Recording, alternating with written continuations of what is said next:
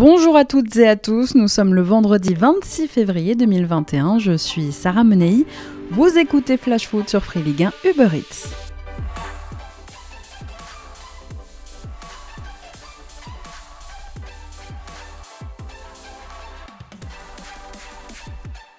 Non sans regret, la campagne des clubs français en Europa League s'arrête donc en 16e de finale. Le LOSC a été battu hier soir par l'Ajax sur le même score qu'à l'aller de buts à 1. Il n'y a donc plus de clubs français en compétition, mais par rapport à la semaine dernière, il y aura plus de regrets sur ce match retour où les Dogs ont été meilleurs et sont parvenus à égaliser sur penalty à un quart d'heure du terme d'un match plutôt emballant. Youssouf Yazici, en inscrivant d'ailleurs l'unique but lillois de la rencontre hier soir, prend la tête du classement des buteurs en Europa League cette saison avec 8 réalisations. Alors ils n'ont pas à rougir de leurs prestations. Aujourd'hui, les Lillois, ils ont tenté, ils ont poussé sans en être forcément récompensés et sans non plus avoir été très aidés par l'arbitrage de monsieur William Colom hier soir. Sans rentrer dans les polémiques d'arbitrage, Lille pourra surtout regretter le match aller raté et cette première défaite qui leur aura coûté très cher. Dominateur cette saison en Ligue 1, le LOSC a encore beaucoup à apprendre sur la scène européenne, mais les Lillois pourront se consoler en pensant au championnat avec le sentiment d'avoir grandi dans ce type de rencontre. Pour son 50e match européen, Christophe Galtier hier n'a pas caché sa déception au coup de sifflet final, mais il a aussi rendu un bel hommage à ses joueurs. C'est une grosse frustration, mais la frustration, il faut quand même la gérer. On a joué qu'un match sur les deux. Le premier, même si on menait à 10 minutes de la fin, pour se qualifier, il faut faire 2 matchs de haut niveau. C'est l'Ajax en face, c'est une équipe qui a l'habitude de ces compétitions-là. Notre match aller a été plus que moyen, même si on a mené 1-0 à un certain moment. Là, je crois qu'on perd quand même sur un peu des coups du sort, sur les buts concédés, notamment le premier avec, je ne sais pas ce qui se passe un peu dans la surface, mais il fallait, pour essayer de l'emporter, pour essayer de les pousser, mais à la limite, jusqu'aux prolongations, montrer ce visage-là. J'ai rien à reprocher à mes joueurs, si ce n'est quelques petits détails de marquage dans la surface sur les 2 buts que nous avons encaissés. Peut-être plus de justesse dans les 16 mètres adverses. Il y a aussi cette différence entre l'Ajax et nous, ce qui se passe dans la surface de réparation sur un plan offensif. Il y a un peu plus de qualité, un peu plus de maturité, mais dans l'ensemble, en termes d'investissement, en termes de culot dans le jeu, à ne pas dégager le ballon, à vouloir jouer et aller vers l'avant. Rien à reprocher à mes joueurs, même si on l'a en travers de la gorge quand même. Comme souvent ces dernières années, finalement, le Paris Saint-Germain sera donc le dernier représentant du foot français en Coupe d'Europe. Lille pourra se concentrer entièrement à la quête du titre de champion de France. Et justement, tout de suite, on fait le point sur les rencontres qui vous attendent ce week-end en Ligue 1.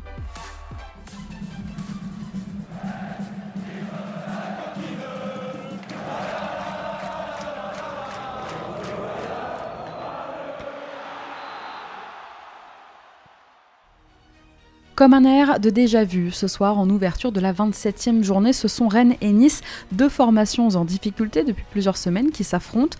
Comme à l'aller, les 2 équipes doivent impérativement l'emporter ce soir pour cette fois rester en phase avec leurs objectifs respectifs. Privés de victoire depuis le 17 janvier dernier et un succès dans le derby breton contre Brest, Rennes affiche des résultats assez préoccupants qui l'ont fait redescendre à la 8e place au classement. Les hommes d'un Julien Stéphan de plus en plus critiqués restent sur 3 défaites consécutives. 3 revers d'affilée, c'est aussi le cas du gym d'Adrian Urcea, battu par Paris, Marseille puis par Metz. Le club azuréen a glissé à la 16e place. Avec seulement 6 points d'avance sur la zone rouge, la situation commence à être tendue pour les Aiglons qui ont rapidement besoin d'engranger des points pour se rassurer. C'est donc un duel de mal en point qui se profile ce soir au Roazhon Park. Côté compo, les 2 formations s'apprêtent à récupérer des joueurs importants dans leurs effectifs respectifs. Le Stade Rennais devrait pouvoir compter sur les retours de Martin Terrier, de Steven Zonzi et de Damien Da Silva face aux Aiglons. Les 3 joueurs pourraient même démarrer la rencontre ce soir, tout comme Eduardo Camavinga qui pourrait lui retrouver sa place de titulaire après sa bonne entrée en jeu à Montpellier la semaine dernière. En revanche, ce soir, Julien Stéphan devra faire sans Fetou Mawassa, suspendu, et sans Romain Salin, blessé. James Lea Silikine n'a lui pas été convoqué par le coach rennais. De son côté, Nice et est plus affecté par les absences, même si les Aiglons ont enregistré quand même cette semaine des retours à l'entraînement de plusieurs joueurs importants. Casper Dolberg, Youssef Attal, Jordan Lutomba et Danilo. Absents depuis plusieurs semaines, ils ont donc tous repris l'entraînement mardi, mais aucun de ces 4 joueurs, dont le retour sera progressif, ne sera titularisé à Rennes ce soir. Et puis, je vous en parlais hier, bonne nouvelle également pour Dante. Le défenseur brésilien, victime d'une rupture d'un ligament croisé du genou gauche en novembre dernier, a repris la course cette semaine. Stade Rennais, OGC Nice, coup d'envoi ce soir 21h. En ce qui concerne maintenant les autres rencontres de cette 27e journée de Ligue 1, samedi à 13h, les Girondins de Bordeaux accueillent le FC Metz sur une très mauvaise série de 5 matchs de rang sans victoire en Ligue 1. Les Girondins, 11e au classement, tenteront de renouer avec le succès. De l'aveu de leur entraîneur Jean-Louis Gasset, quelque chose s'est cassé à Bordeaux depuis la défaite des Bordelais à Lyon fin janvier.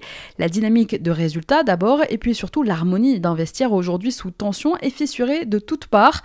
Non, le groupe ne vit pas bien. À ce sujet, 10 jours après la sortie de Yacine Adli, hier c'est Laurent Koscielny qui en conférence de presse a sorti la sulfateuse. À un moment donné aussi, il faut aller sur le terrain avec les mecs en qui tu as confiance et qui sont dans le même état d'esprit que toi. Voilà, le coach après fera son équipe jusqu'à la fin de la saison, mais c'est sûr que là il y a 3 mois très importants. À nous de prendre les points les plus vite possible pour obtenir le maintien. Et puis après, tourner la page de cette saison et faire certainement un peu le ménage. Non, après voilà, c'est l'ambiance est moyenne, voire très moyenne, il faut être réaliste. Après, vous êtes dans un groupe où il y a énormément de joueurs en fin de contrat, des joueurs qui veulent partir. Voilà, il faut rester avec ceux qui ont envie de se battre, qui ont envie de donner, de progresser, de partager aussi. Donc voilà. Il faudra faire le ménage, être intelligent dans le recrutement. Et voilà. Donc il y a une vraie fin de cycle. Bien sûr, il y a une fin de cycle. Quand tu as autant de joueurs comme ça ou qui te donnent pas envie de travailler, de progresser, c'est difficile d'avoir des résultats. Donc c'est pour ça aussi que des fois je peux être méchant dans mes paroles. Parce que j'ai envie que... C'est des bons mecs. Mais à un moment donné, c'est comme dans la vie. Si tu ne travailles pas ou si tu ne te donnes pas les moyens de pouvoir progresser et avoir des objectifs, tu n'auras rien. Et puis au bout d'un moment, on t'oubliera. Et là-dessus, ouais, j'ai du mal avec certains. Parce que pour moi, voilà, ça passe par le travail. On m'a inculqué des valeurs qui, je pense, sont très importantes dans la vie et même dans le foot. Et certains, on n'a pas eu certainement la même éducation, et là-dessus, ouais, j'ai un peu de mal. Plus question de parler d'Europe. À Bordeaux, on parle donc aujourd'hui de maintien carrément. À Metz, en revanche, on peut bien parler de qualification européenne. Les Grenats, 6e aujourd'hui au classement, font une belle saison. Même dans les moments les plus compliqués, ils ont su réagir. Après 2 défaites consécutives en championnat, Metz a relancé la machine la semaine dernière en s'imposant 2-1 face à Nice. Côté compo pour ce match, les Girondins seront privés de 5 joueurs. Youssouf Sabaly, Otavio et Thomas Basic sont blessés. Touché à la cuisse il y a 15 jours, le Croate n'est pas encore apte à reprendre la compétition. En revanche, en ce qui concerne Sabaly, puisque je vous en parlais cette semaine, il a repris l'entraînement mardi après 3 semaines d'absence. Il ne jouera pas ce match évidemment, mais Jean-Louis Gasset va quand même récupérer Paul Baïs, absent contre Nîmes la semaine dernière, et un certain jusqu'ici. Le Suisse Loris Benito exclu face au Nîmes Olympique justement, et Yacine Adli sont suspendus. Côté messin, outre les absences de longue date, Frédéric Antonetti disposera demain d'un groupe quasiment au complet. Vincent Pajot a repris, il s'entraîne normalement. Le défenseur Dylan Bron a lui une petite gêne au genou, sa présence ou non dans le groupe messin sera actée dans la journée. Bordeaux-Metz, coup d'envoi demain 13h. À 17h, demain, c'est Dijon qui reçoit le Paris Saint-Germain. Un choc des extrêmes, puisqu'à l'aube de cette 27e journée, Dijon est 20e et bon dernier au classement, tandis que le PSG, de son côté, est 3e du championnat. Des Dijonnais dont le sort en Ligue 1 semble presque scellé, lanterne rouge du championnat, je le disais, avec 15 petits points au compteur et surtout seulement 2 victoires depuis le début de la saison. Les Bourguignons, en perdant il y a 10 jours contre un concurrent direct dans la lutte pour le maintien, en perdant contre Nîmes, ont presque déjà acté leur descente en Ligue 2. Les joueurs de David Linares restent sur 7 7 revers consécutifs en championnat. Et de son côté, Paris a quand même perdu le week-end dernier sa place de dauphin en s'inclinant contre l'AS Monaco. Voilà les Parisiens sur la 3e marche du podium aujourd'hui. Des Parisiens qui ont déjà perdu à 6 reprises cette saison en championnat. C'est son plus haut total de défaites en Ligue 1 depuis 10 ans et depuis l'arrivée de QSI. Nul doute que demain, donc, le PSG aura à cœur de gommer le revers de la semaine dernière et avec la manière. Ce week-end, Mauricio Pochettino s'apprête à récupérer Pablo Sarabia, forfait dimanche dernier contre Monaco. L'Espagnol devrait être le seul retour enregistré par le Paris Saint-Germain. Ángel Di María et Colin Dagba sont encore jugés trop justes. Keylor Navas et Ander Herrera devraient eux aussi manquer à l'appel demain. Au camp des loges, l'entraînement d'hier a été marqué par la reprise individuelle de Neymar. Le Brésilien touché aux adducteurs poursuit son programme de soins. Comme Juan Bernat, victime lui d'une rupture du ligament croisé du genou gauche en septembre, il a fait son retour à l'entraînement évidemment individuel dans le cadre de sa rééducation. À noter demain également l'absence de Leandro Paredes, le milieu de terrain argentin est suspendu pour cette rencontre face au DFCO. Dijon, de son côté, va pouvoir compter sur l'ensemble de ses forces en présence, ou presque. David Linares a indiqué hier en conférence de presse n'avoir qu'un seul absent pour la réception du PSG. Il s'agit d'Aboubacar Kamara, exclu face à Lens le week-end dernier. L'attaquant dijonnais est suspendu. Roger Assalé est lui de retour. Le jeune milieu Dina Ebimbe a repris en début de semaine. Yacine Benzia est lui aussi de retour. Il pourrait même postuler à une place dans le groupe dijonnais. Dijon PSG, coup d'envoi samedi 17h. Dimanche à 13h, la Ligue 1 vous propose du football, du vrai.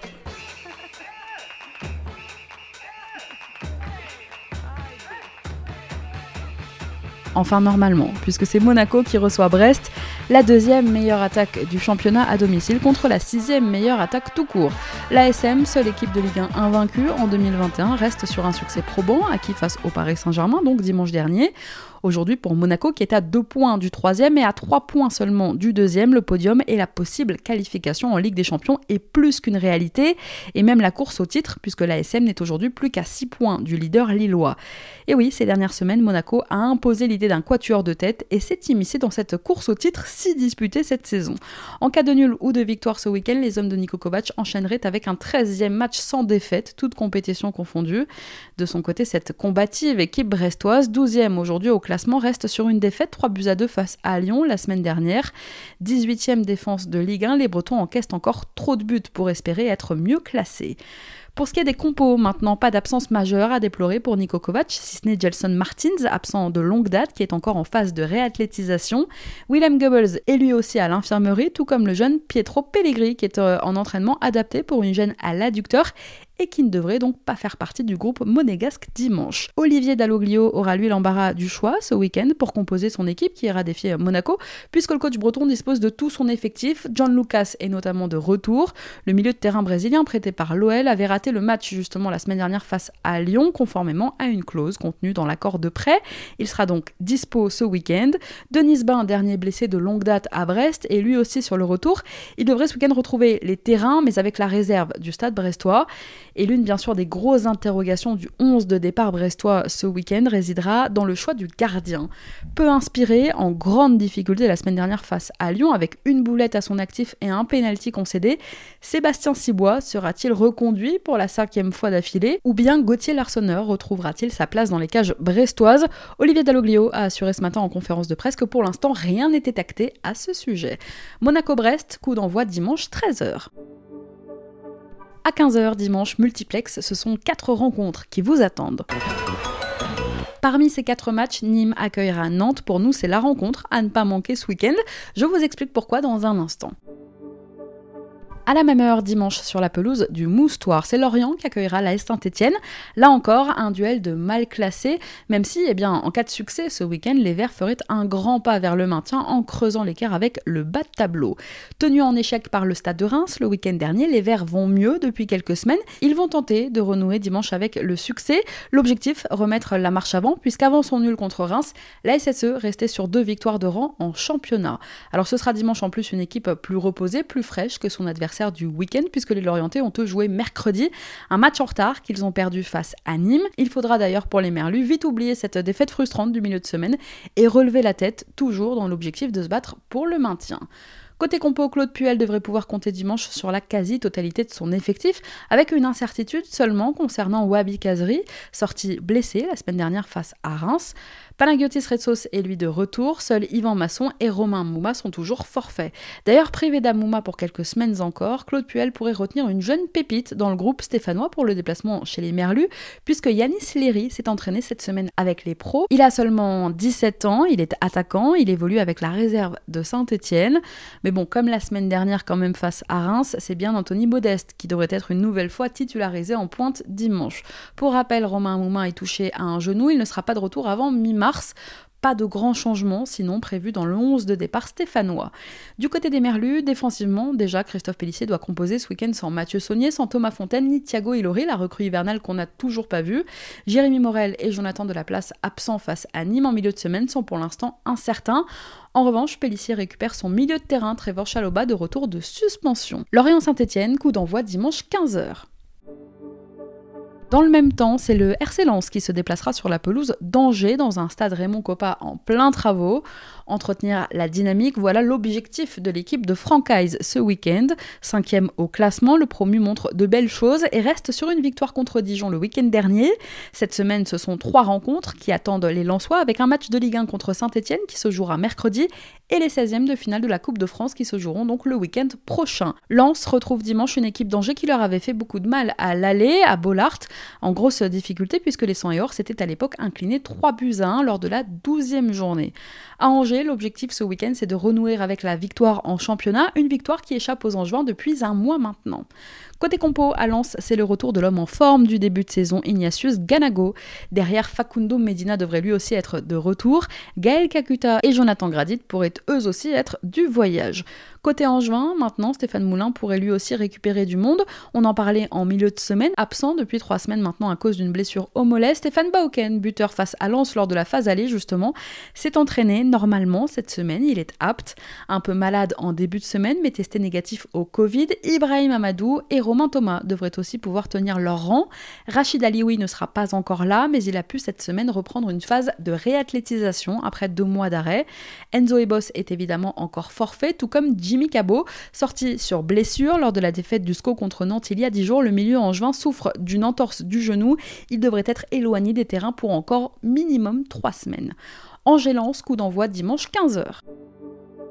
Dimanche 15h, toujours, Reims accueillera Montpellier. Montpellier qui a repris du poil de la bête ces dernières semaines et qui reste maintenant sur 4 succès consécutifs, toutes compétitions confondues. 9e aujourd'hui au classement en championnat, les Héroltais peuvent rêver d'Europe puisqu'ils ne sont plus qu'à 2 petits points de la 5e place, synonyme de qualification en Europa League. Le MHSC, qui s'est donc repositionné dans le haut de tableau, est à la lutte désormais avec des équipes comme Rennes, Marseille, Metz et Lens. À Reims, on a bien entamé 2021, mais c'est un peu plus compliqué depuis quelques semaines. La dynamique est moins bonne que celle de leur adversaire du week-end. 3 nuls, 1 défaite et 1 victoire seulement sur les 5 derniers matchs. 13e à l'aube de cette 27e journée de Ligue 1, le club végète un peu dans le ventre mou du classement. Côté compo à Montpellier, tout le monde sera sur le pont à part Andy Delors. Ce sont les mots aujourd'hui de Michel Derzakarian en conférence de presse. L'attaquant montpelliérain blessé aux ischios n'avait déjà pas joué contre Rennes le week-end dernier. Côté rémois, pas d'absence majeure à déplorer pour David Guillon qui devrait enregistrer ce week-end le retour de son capitaine Younis Abdelhamid. Reims-Montpellier, coup d'envoi dimanche 15h. Juste après, à 17h, c'est Lille qui accueillera Strasbourg. 2 jours et demi à peine après leur élimination en 16e de finale d'Europa League, les Dogs doivent se reconcentrer sur le championnat. Solide leader, le LOSC doit l'emporter dimanche contre le Racing s'il ne veut pas voir l'OL revenir à sa hauteur en cas de succès des Gaunes contre Marseille. Auteur d'un début d'année convaincant, Strasbourg a un peu perdu le rythme au mois de février et doit reprendre sa marche en avant s'il ne veut pas commencer à regarder ce qui se passe derrière lui au classement. Pour ce match, Christophe Galtier pourrait être amené à faire quelques changements dans son 11 de départ.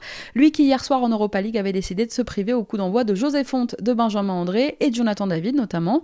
Bouraki Elmaz, dont le retour se fait un peu attendre, devrait être une nouvelle fois forfait ce week-end. Côté alsacien, Thierry Loret disposera d'un effectif quasiment au complet. Le coach strasbourgeois devra simplement faire sans ses absents de longue date, à savoir Matt Sels, Lebo Motiba et Mohamed Simakan. Une dernière info, déjà présent dimanche dernier sur le parvis de la Méno pour encourager les hommes de Thierry Loret avant leur match contre Angers. Les supporters strasbourgeois remettront le couvert samedi en se rendant de nouveau sur le parking du stade, 24 heures cette fois avant le déplacement du Racing à Lille. LOSC Strasbourg, coup d'envoi dimanche 17h. Enfin, en clôture de cette 27e journée de Ligue 1, c'est un Olympico qui vous attend. Un classique de notre championnat. À 21h dimanche au Vélodrome, l'Olympique de Marseille accueille l'Olympique lyonnais. C'est la grande affiche de cette 27e journée. Dauphin du LOSC, l'OL n'a aujourd'hui que 3 points de retard sur le leader actuel et un petit point d'avance seulement sur son poursuivant, le Paris Saint-Germain. Une victoire dimanche contre Marseille est essentielle pour ne pas voir les Parisiens leur repasser devant en cas de succès face à Dijon. En attendant Sampaoli, à Marseille, on veut enchaîner. Les Marseillais restent sur 4 matchs sans défaite, toutes compétitions confondues. Ça va un peu mieux. Côté compo, à l'OL, Rudy Garcia devrait pouvoir compter sur l'ensemble de son effectif. Blessé il y a 2 semaines, Marcelo a même repris l'entraînement collectif cette semaine. Le Brésilien devrait postuler pour le déplacement de dimanche. À Marseille, Milik, qu'on n'a plus vu depuis 5 rencontres maintenant à cause d'une blessure à la cuisse, a regagné cette semaine les séances collectives. Il sera bien là dimanche. Florian Thauvin, lui aussi, sera apte pour la réception de l'OL. Après un mois difficile, il a retrouvé un second souffle. Thauvin, il n'est plus embêté par la gêne au genou qui l'a privé du déplacement à Nantes le week-end dernier. Avec 7 buts et 7 passes D, il reste quand même la principale arme offensive de cet OM en Ligue 1. La mauvaise nouvelle en revanche pour Marseille, c'est la rechute de Jordan Amavi.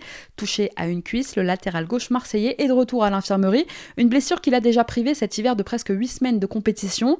Élément précieux de cette équipe marseillaise, Amavi devrait être absent encore une dizaine de jours. Dimanche, Nasser Largué devra également se passer de Dario Benedetto, de Valentin Rongier et d'Hiroki Sakai, tous les 3 suspendus. Au sifflet, monsieur Benoît Millot a été désigné pour diriger la rencontre OM-OL, coup d'envoi dimanche 21h. Et comme d'habitude, tous les buts, les plus belles actions et les résumés de vos rencontres du week-end sont à retrouver en quasi-direct sur votre appli gratuite Free Ligue 1 Uber Eats. Allez, on passe à notre déclat du jour, elle est signée Leonardo. C'est mon cœur qui parle. Et vous avez un chef d'espoir qui dit notre retenue.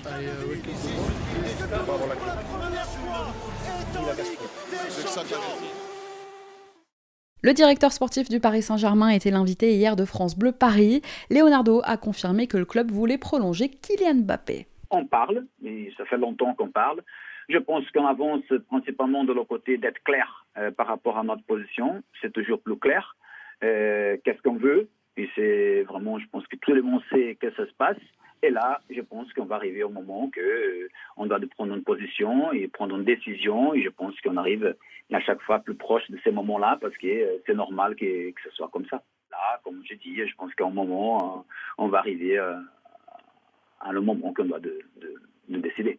Mais il n'y a pas que sur le cas Mbappé que Leonardo s'est exprimé hier, puisqu'il s'est aussi confié sur la prolongation de Neymar, d'Angel Di Maria, de Juan Bernat et même de Julian Draxler. Écoutez-le. Et là, on est en bonne voie, mais bon, c'est normal. Un contrat, à la fin, il est décidé seulement après qu'il est signé. Et ça, c'est pas encore le cas, mais je pense qu'on arrive à un bon moment, soit pour Di Maria et soit pour Bernat. Je pense que ce sont les 4 dossiers qu'on discute. Et bon, je pense que l'idée, c'est d'arriver au bout le plus vite possible parce que de notre côté, il y a l'intention de renouveler tous les 4. Après, il y a Draxler aussi qui va en fin de contrat et on va voir un peu comment est la situation. Là, on a parlé un peu moins, mais on va voir aussi parce que je pense que c'est un joueur quand même qu'on doit clarifier, un très important joueur. Et bon, il sait cette histoire. Il y a eu malheureusement les dernières années moins d'opportunités, mais c'est un joueur que quand même il est important pour le club et on va voir un peu comment ça va finir sa situation. Vous l'aurez compris, supporters parisiens, restez à l'affût, vous pourriez bientôt avoir de bonnes nouvelles. Allez, on passe à la rencontre que vous devriez regarder ce week-end. Toutes les semaines, dans Flash Foot, je vous conseille une affiche que vous ne devriez manquer sous aucun prétexte. Et bien dimanche à 15h, je vous donne rendez-vous au Costières, où Nîmes accueille le FC Nantes. Duel de mal classés, certes, mais duel d'équipes qui ont repris du poil de la bête ces dernières semaines. Alors pourquoi faut-il regarder ce match? Parce qu'avec 3 victoires consécutives en Ligue 1, pour Nîmes, c'est la remontada gardoise. Allant offensif, solidité défensive, combativité, Nîmes retrouve un visage plaisant. En s'imposant en milieu de semaine contre Lorient, les Crocos sont passés devant Nantes au classement et ont quitté la zone rouge. Ce week-end, les joueurs de Pascal Planck vont devoir enchaîner avec ce match importantissime face à un autre concurrent direct dans la lutte pour le maintien. Nul doute que ces 2 équipes dimanche vont se battre comme des diables. Parce que Baptiste René est on fire, 3 victoires avec 3 clean sheets consécutifs pour Nîmes. Ce n'était plus arrivé depuis mai 1972. À l'époque, Pompidou était président, on ne connaissait pas les coronavirus, Zizou n'était pas né et Eddy Merckx remportait le Tour de France. Parce qu'à Nantes aussi, ça va un peu mieux. On a décroché une victoire qu'on n'attendait plus dans le derby contre Angers il y a 10 jours. On reste sur un nul décroché contre Marseille la semaine dernière. Alors c'est pas la folie, mais la spirale négative s'est un peu enrayée. Merci Comboiré. Parce que le monsieur plus du Nîmes Olympique, Zinedine Ferrat, sera là. Il revient de suspension. Et rien que pour ça, eh bien, c'est une bonne raison de ne pas rater ce match. Bon, j'espère vous avoir convaincu. Nîmes-Nantes, coup d'envoi dimanche 15h. Nous, on en reparle lundi. Merci à tous d'avoir été avec nous. Bon match ce soir, bon week-end de Ligue 1. C'était Sarah Menei, vous écoutiez Flash Foot. On se retrouve lundi pour débriefer ensemble cette 27e journée de championnat.